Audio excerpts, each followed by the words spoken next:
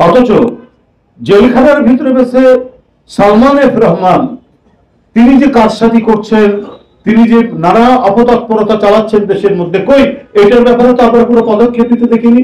বরং সাংবাদিক ভাইরা, যদিও এই ফ্যাসিবাদী আমলে অধিকাংশ পত্রিকার মালিক আওয়ামী ঘরানা, তারপরেও আমাদের যারা ফিল্ডের সাংবাদিক রিপোর্টার তারা কিন্তু ঠিকই রিপোর্ট করেছে যে কারাগারের ভিতরে সালমান এফ রহমান রাজার হালে আছেন এবং ওইখান থেকে সমস্ত পরিকল্পনা করে। তার তো প্রমাণ আমরা পাচ্ছি।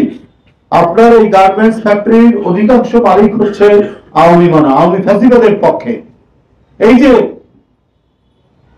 মানে গার্মেন্টস সেক্টরকে যে অস্থিতিশীল করে তোলা, এই অস্থিতিশীল করে তোলার পিছনে নিশ্চয়ই তার একটা অবদান আছে, যেটা আমরা গণমাধ্যমেও আমরা পাচ্ছি যে তিনি এই সমস্ত কাজগুলি করবেন।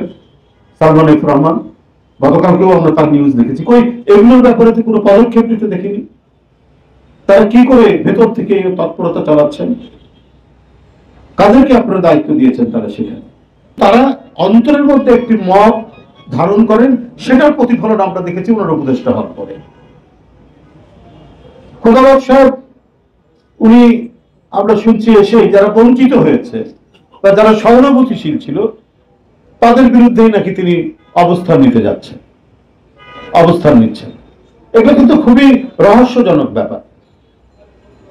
টার্গেট করে তাদেরকে ইয়ে করা হচ্ছে, মানে তাদের বিরুদ্ধেই তাদের সরিয়ে দেওয়া ব্যবস্থা নেওয়া হচ্ছে।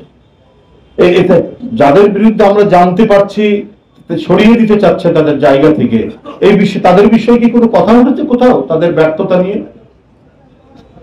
কিন্তু কেন জানি একটা পরিকল্পনার অংশ হিসেবে নিজের পছন্দকে বাস্তবায়ন করার জন্য তারা এই কাজটি করছে, ফাইল নিয়ে দৌড়াদৌড়ি করছে।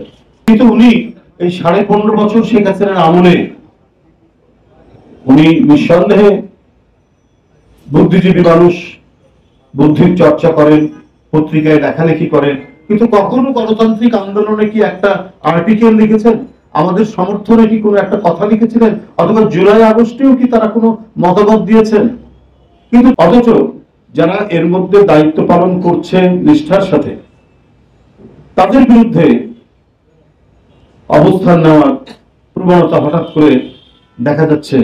যে খোদাবক সাহেব পুলিশের আইজি ছিলেন, বিএনপির আমলেই আইজি ছিলেন। বিএনপির বিরুদ্ধে যে এত অত্যাচার, অবিচার, স্বয়ং এদেশের জনপ্রিয় নেত্রী, দেশনেত্রী বেগম খালেদা জিয়াকে যেভাবে শেখ হাসিনা অত্যাচার করেছে, মিথ্যা মামলায় একটা মানে ভঙ্গুর জর্জর কারাগারের ভিতরে 2-2.5 বছর আটকে রেখে যে নিপীড়ন করলেন, এরপরেও মানসিক যন্ত্রণার শেষ নেই। এবং আমাদের দলের ভারপ্রাপ্ত চেয়ারম্যানের বিরুদ্ধে নানা মিথ্যা মামলা দিয়ে, নানা অপপ্রচার চালিয়ে, তাকে সাজা দিয়ে যেভাবে এই দেশটাকে এক ভয়ঙ্কর ফ্যাসিবাদের করল গ্রাসের মধ্যে নিয়ে গিয়েছিল, কই সেই সময় তো আপনারা বুদ্ধিভিত্তিক চর্চা করেন। তারা একটা পত্রিকায় লিখতেন যে শেখ হাসিনা অন্যায় করছে, শেখ হাসিনা গণতন্ত্র হত্যা করেছে। এর উপরে একটা আর্টিকেলও দেখিনি আলী ইমাম মজুমদার সাহেবের অথবা খোদাবক সাহেবের।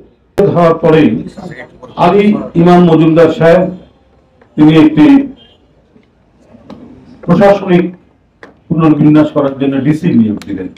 ঠিক বেছে বেছে আওয়ামী ফ্যাসিবাদের পক্ষের যারা প্রশাসনের লোক ছিলেন তাদেরকে ডিসি নিয়োগ দিলেন। পরে হয়তো এটা পরিবর্তন করেছে, আমরা বলার পরে নানা দিক থেকে বিতর্কিত হয়েছে।